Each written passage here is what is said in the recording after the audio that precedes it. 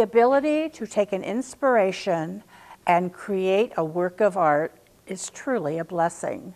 Welcome to Let's Talk About It. I'm Dorothy Sturlaugson. My guest today is local artist and good friend Pamela Harr. Thank you, Pam, for joining us today. Well, thank you for inviting me. It's been a while since you've been here, and you don't let grass grow. No. For sure. You have a number of things in your creative juices right now. Let's go from the current one and go backwards. You, Pam, have been working on an asset for our local community college. Talk a little bit about that to start. Well, for many years, people have suggested that I do a sculpture of a buccaneer for the Dawson Community College. And I kind of hesitated because I had so many other ideas I wanted to do first. And so I put it off and put it off. And actually, Rich Rowe, that works at the college, every time he see me, he'd bug me about that. And then I had this really great idea. I thought I could do a buccaneer with a treasure chest and have it full of doubloons or gold coins, and put all of the donors' names in the treasure chest on doubloons, or the larger donors would be on plates, and just honor everybody that's contributed to the sculpture. And with that inspiration, then I just couldn't wait to get started on it.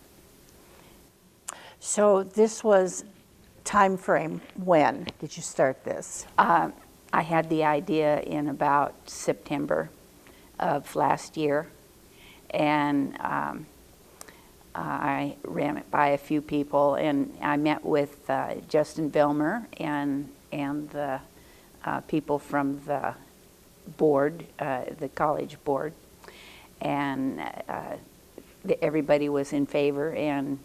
And Mike Newton, who runs Fisher Industries, he met with the people at the college about where to place it. I was thinking it would go maybe in front of the Tepke Center, but they decided that the best spot would be in front of the administration building, because people come in and they go to the Tepke Center because it's a bigger building, but there's no administration offices there. And so this would kind of lead people into the main heart of the school. And so that's where they decided that it should go, which would be right at the edge of the parking lot, at the head of the steps going into the building. But it's a large statue. Well, you know, you've got to make it big to be impressive, and the overall height of the sculpture will be at least 8 feet tall, with his arm stretched over his head, carrying a scimitar, which is a big machete type knife. So when you first have this inspiration, Pam, what's the first thing you do? Well, after meeting with people to get permission and kind of laying the groundwork, I made a small maquette of a little sculpture. And this little guy, I've changed him around. My first idea was to have him waving his hat in the air. And then I thought, well, I wanted to make him look a little bit more fierce. And in fact, at first I had him waving his sword in the air and had his both feet on the ground. And then I just changed it. But it was just sculpted in wax, so I could change it around and look at the composition. And then from that, I made, I showed that to quite a few different people from the college about what they thought about it.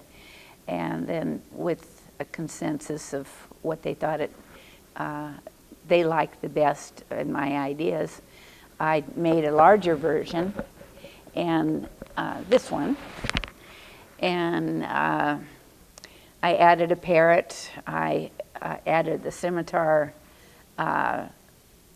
instead of his hat, and put his hat on his head, and put the sword into the ground. That way people wouldn't be inclined to put a flag on it or something like that. And with his foot on the treasure chest, then I can add people's names on all of the doubloons. And I did a little research on doubloons. These are Spanish silver or gold coins that were minted in the Americas and then shipped back to Spain. And I actually have a silver doubloon, and it's from the Spanish galleon that was wrecked off the coast of Florida in 1622. And so I patterned all of my coins in the shape of those doubloons because they weren't round. They were, the silver ones especially were called cobs, and they were cut off of the ends of silver bullion and then struck with the impression, the assay mark, and the name of King Philips of Spain. And I thought, well, that would be perfect, because if I've got to make 200 or 300 coins coming out of this treasure chest, I don't know if I can get them all round anyway, and they'd be perfect. And the gold doubloons, they'd be in bronze, but in the final sculpture they'll be buffed off, so they'll look like gold, and that will be the pattern for all of the doubloons that I make. And I've added, I'm going to have some chain and some jewelry and beads and other stuff coming out of the chest, and some plates and a pitcher and that type of thing. So as you're in the thinking stages, do you research? You talked about the coins, but how do you know what a pirate looks like? Well, actually, Netflix had a series, a 3-part series on the history of pirates, which was really interesting.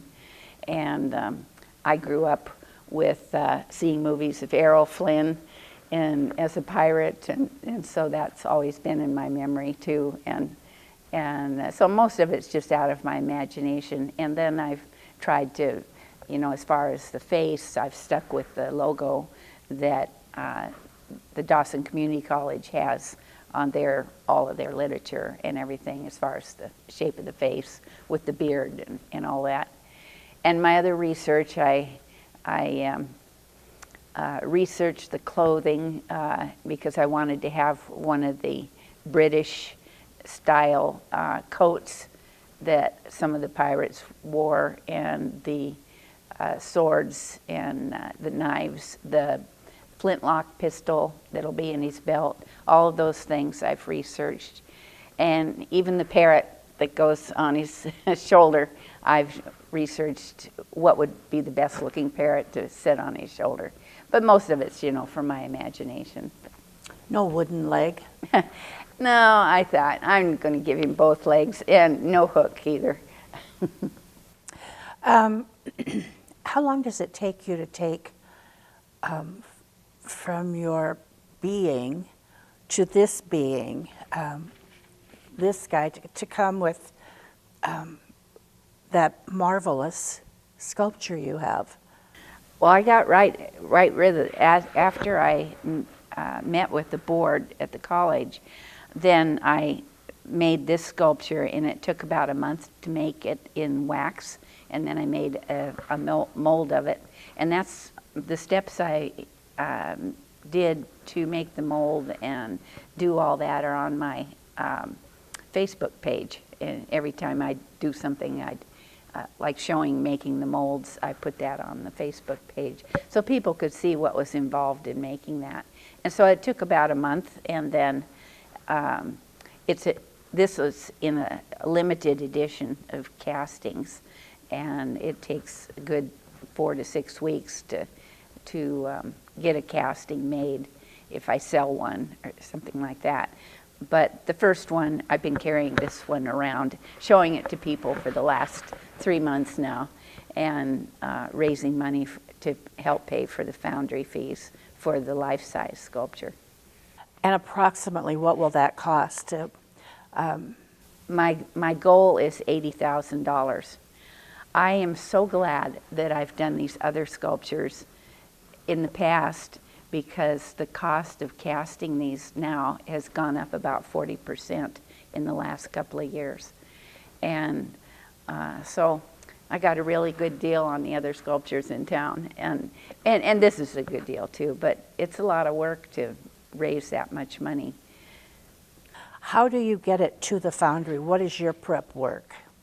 Well, for the small ones, once I have the mold, I send that over to a lady in Belgrade that's worked for me for 40 years now, and she prepares all of the castings in wax and then takes them to the foundry in Livingston, and they cast them into bronze and send them back to me, and I finish them.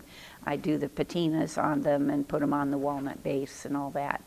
So then for the life-size sculpture that I'm doing, I take one of those waxes and ship it to a company in Colorado, and they enlarge it with computers and lasers and carve it out in a sculpting foam with a steel core. And this gives me the core that I can put the clay on and do all the detail work. And I just tell them what height I want it, and then they expand the small one to the larger sculpture and send the parts back to me. And so I've got it partially set up in my shop, and I've been working on the treasure chest. I thought I'd do that first and start putting people's names on all of the doubloons that have been donors. So far I have about 40 names. So you haven't always had access to computers, have you? Back in the old days when you first started this, how was the enlargement made? It was made by welding up a steel core, a steel framework, and then wrapping the steel with different materials to build it out to where you want it to give you a core, and then covering that with clay.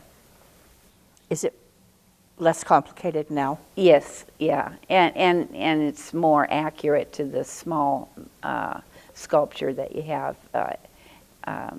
Pointing, it was called pointing up, and sometimes you had to make a box and then use all the measurements inside that box, comparing it to the small one and then expanding it. Sometimes people tell me that they never needed any math or didn't need to. Young people will say, I hate math and I'd never use it once I graduate.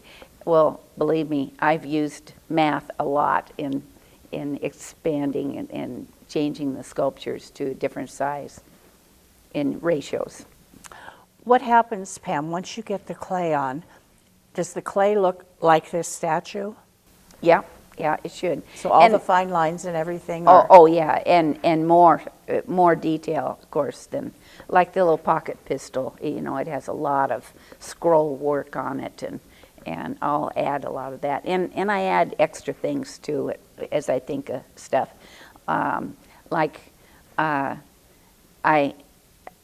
When I was making the treasure chest, I thought, you know, the outside end of the treasure chest looked kind of uninteresting, and it sticks up in the air a little bit above the sand that the chest is sitting on. So I thought I'll put a little crab under there. Well, then I had to research crabs and get his anatomy right. And then my sister said, you should put a coin in his little, what do you call him? His little hand is not a hand. Anyway, so I took one of the coins that I had put somebody's name on, and Mike Benson, actually, he was out there the day I was doing the crab, and so I put his coin in the claw of the little crab, and so that sits on the end. And then, of course, there's other names and stuff from above it in the treasure chest, but just little things that people can find when they're looking at the sculpture and walking around it that they didn't expect to see. So at what point in the process are you now? I'm just about finished with all of the loot that's in the treasure chest, and I still have the lid for the treasure chest to cover with clay, and then I'll start on the Buccaneer, and I need to get it set up in my shop a little better so he stands up by himself. And right now he's just in pieces. His legs and arms and body are all in a pile. How much clay does it take? I think it will probably take about, I'd say 500 or 600 pounds of clay. And they come in 2-pound blocks, so I've already gone through about 30 pounds of clay just doing the treasure chest. And then how do you get the Buccaneer to be bronzed? The people from the foundry come over and make molds of the sculpture, and then it never actually leaves my studio. They take the molds that they've made, they section it off with metal shims, and then cover it with rubber, and then cover it with fiberglass, and then lift each of those sections off, and they take that to the foundry, and it's the inside of the rubber is painted with wax, hot wax, and then the wax is lifted out, and that section is cast in bronze, and by the lost wax method of casting, and then each of those pieces then is welded back together. So the Buccaneer will probably be, it'll probably have about 80 molds for the whole sculpture and be welded together. And then they heat it with a torch once it's all finished, and they color it with chemicals and then ship it back. And all the coins will be buffed off back to the natural color of the bronze, which is gold. And he will weigh how much? Oh, I think he'd weigh about 700 or 800 pounds at least, maybe more. It depends how thick the metal is, but the sculpture will be hollow, of course, so it won't be too bad. And he comes back to Glendive on a truck? Yeah, oh yeah, he'll fit in the back of a pickup, and we'll bring it back up here, and Mike Newton will get his crew together and have it, his people lift it into place once they have the concrete foundation poured, and it'll be ready to go. So let's talk a little bit about, you thought it was going to be about $80,000. That does not go into your pocket. No? No. The actual real cost in the foundry cost is somewhere around $50,000 to $55,000, and then the rest of it is the costs that I incur through, my shop, transportation, that type of thing. And if I don't reach that goal, then I'll pay the difference. I don't mind that at all. I'm using Harvey's insurance money for that. Well, don't tell people that. You no. want to raise the money yes. to take care of this. The money is, for those people donating, is tax deductible because it goes to a foundation. Yes, yes. All of the donations go to the DC Foundation, which is the college foundation. And if I raise more than $80,000, the rest of the money will go to scholarships. So that's a great goal Yeah. right there. How do people go about making a check out? They make their check out to DC Foundation, and then they can mail the checks to me, and at my post office box 1184 in Glendive, Montana 59330. Okay. And then you can pay bills with that. Mm-hmm.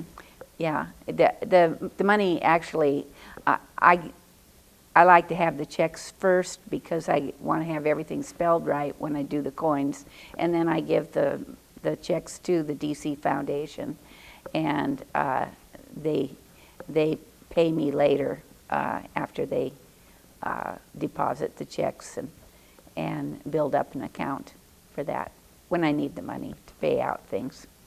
And then a receipt is sent to the Yes. donor. Yes, I send a receipt, the 5013C statement, so that people can use it on their taxes, and I always send everybody a letter also. So you are now waiting for the placement of 2 other sculptures. Before the Buccaneer, you created a wagon, a radio flyer wagon for the airport.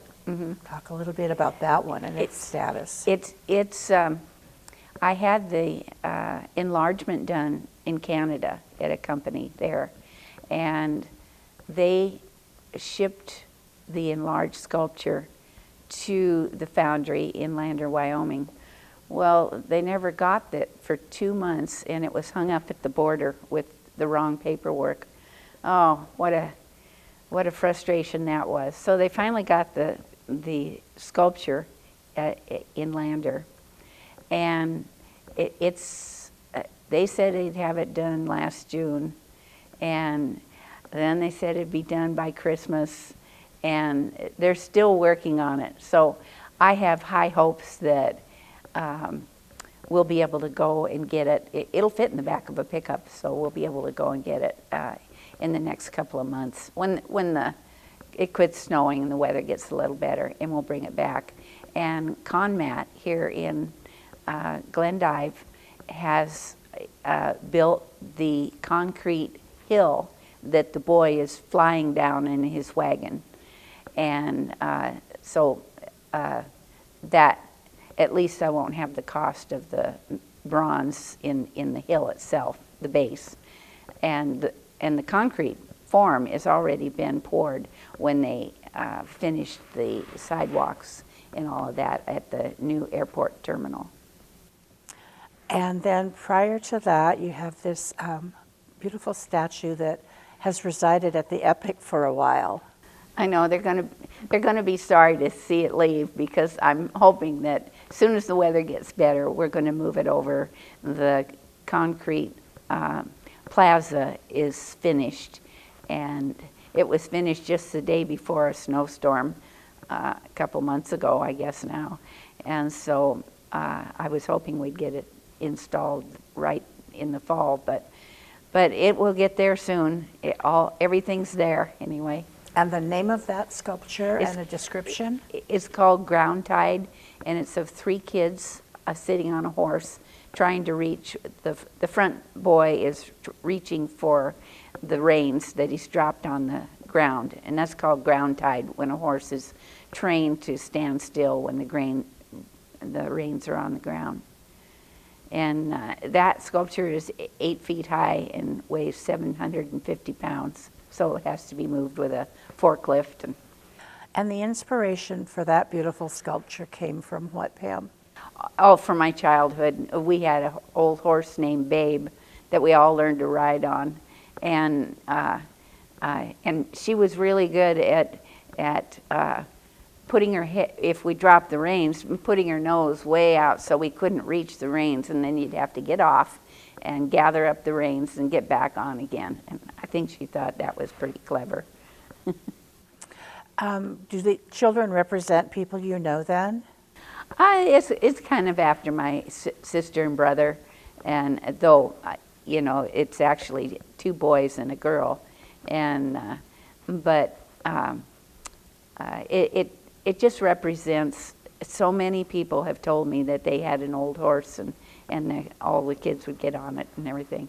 And then I have a hidden, a surprise feature on the horse too. There's a big horsefly on the rump of the horse, and when people walk around the backside, there it is, and you just know that horse is gonna kick at that fly and probably dump all the kids off. Is that pretty typical when you make something, Pam, that you put a secret, something like the crab and the fly? Sometimes I just stick to the basics on things, but I do like to have little things like the girl that's walking with her poodle on the street corner. I ordered some special buttons from England that are on her blouse, and I used the Harvey's high school rodeo belt buckle on the sculpture of the boy pulling back on his dog here in town, and so there's a lot of little details like that I can incorporate into the sculpture. And the location of this sculpture will be at the Dawson County Courthouse. Right, yes, and right in front of the administration building. How many sculptures do you have now in Dawson County? Well, this will be number 14, and I have one more in mind that's just burning to get out of me, and that's one for the library, and I call it the library cat, and I'm so enthused to tell the story of library cats that go clear back to monastery times, and when in the monasteries, of course, they kept cats to catch the rats so they wouldn't eat the books. And up until about 1986, there was actually a National Library Cat Society. And then when affirmative action was in place, they quit having cats in the libraries. And but I like people to know history like that, that's kind of special. And so my sculpture is of a stack of books that will be about 6 feet high, and a cat sitting on top, and a little girl standing with her hands on her hips, and looking up at the cat, and then have a plaque with the story about the library cats. And on the spines of the books, instead of having the names of famous books, I'm going to write little quotes about the joy of reading. And I've run across quite a few different short quotes that so there'll be, when that gets in front of the library, there'll be people crawling around reading all these quotes, and it's another little surprise they'll have to see what's written there. One final question. You have in your home a gallery of your work and Harvey's work. Is that correct? Yes. Mm-hmm. And they are for sale. Yep. Talk a little bit about how to come visit you and maybe have a smaller version of something. I'm usually home, and but I love having people come out and visit and showing, I like to show them the gallery and show them any work in progress, like the Buccaneer. I mean, I love having people come out for that. I have tours of school kids that come out, and in fact, the end of April, the Lions Club is having their national convention here, and they're planning on a tour bus coming out and seeing the gallery, and I'm going to ride in the bus and take them around town and show them all the sculptures. And I hope that the Ground Tide and the airport sculpture will be here, and they'll be able to see the Buccaneer place when it's all said and done. How many of those Buccaneers will you have, the small one? I have this in a limited edition of 200, and then the smaller one is in 200 also, and they sell for 1950, 1,950, and the small one sells for well, I don't know what it sells for. I think it's around $850, I think. And are those available now? You have to order it. I've got the one, and I've got some more at the foundry, but usually you have to order. And if people want to come out and see, they're welcome anytime, weekends or whatever. It's good to call first to be sure that I'm home and not running errands or something. So in closing, phone number and address? My address is 461 Highway 16, and it's across from Oaks Disposal, where the big American flag is on Highway 16, just about 4.5 miles out of town in Glendive. And my phone number is 406-687-3743.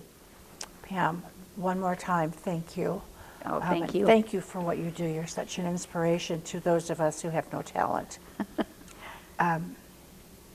Good luck. Let us know when he's here and completed. I will do that. My guest today has been Pamela Harr. She is my favorite artist here in Glendive. And for Let's Talk About It, I'm Dorothy Sturlaugson. Thank you for joining us.